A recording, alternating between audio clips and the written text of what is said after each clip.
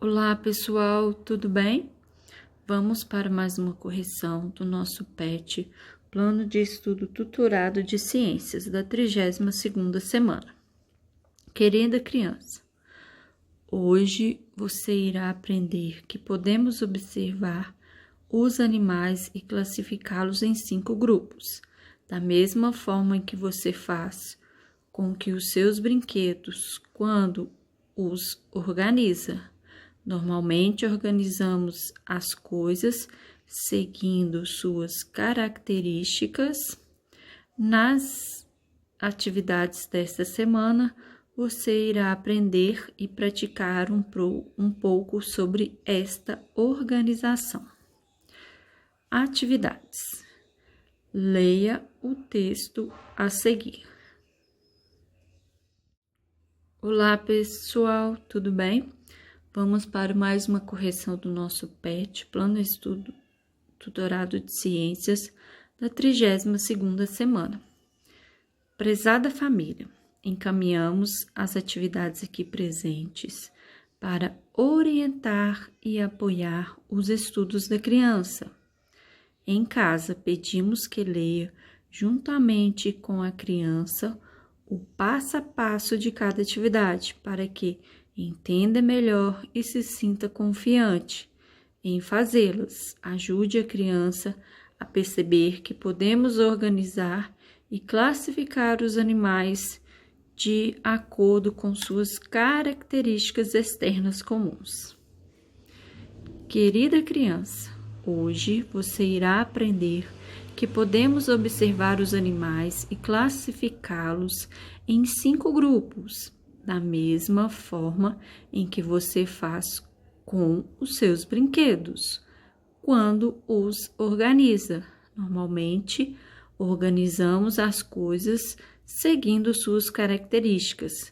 Nas atividades desta semana, você irá aprender e praticar um pouco sobre esta organização. Atividades. Leia o texto a seguir. Classificação dos seres vivos.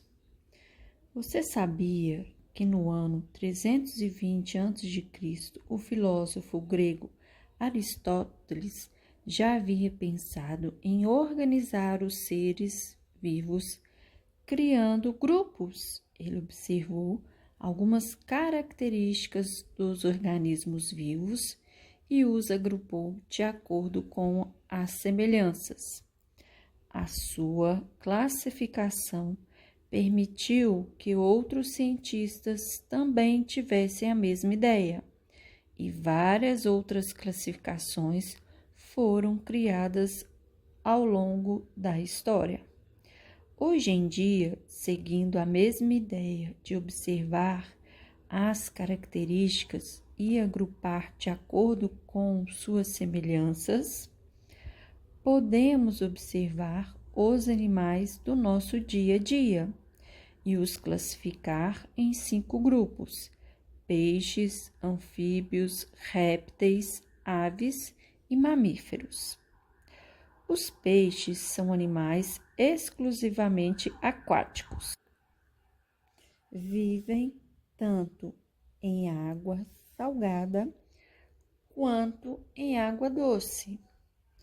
Eles apresentam seu corpo coberto por escamas finas que os protegem e ajudam no movimento dentro da água.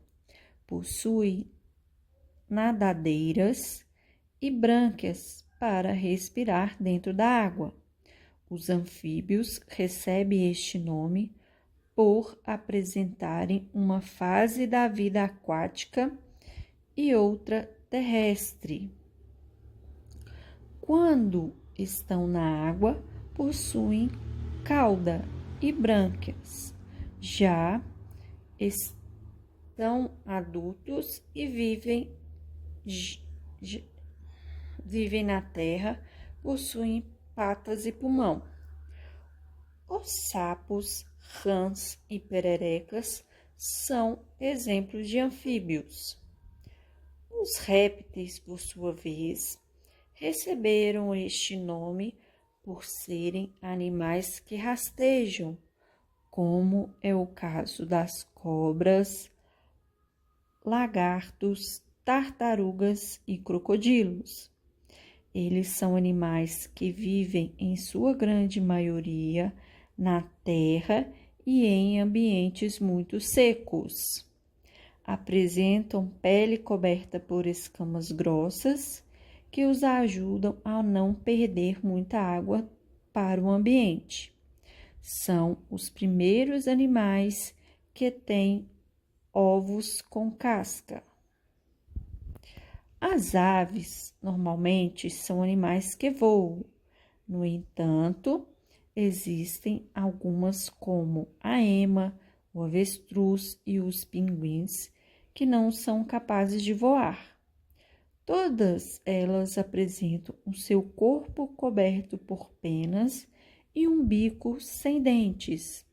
Já os mamíferos são animais que apresentam o corpo recoberto por pelos em alguma fase de sua vida, e as fêmeas reproduzem leite para alimentar os seus filhotes.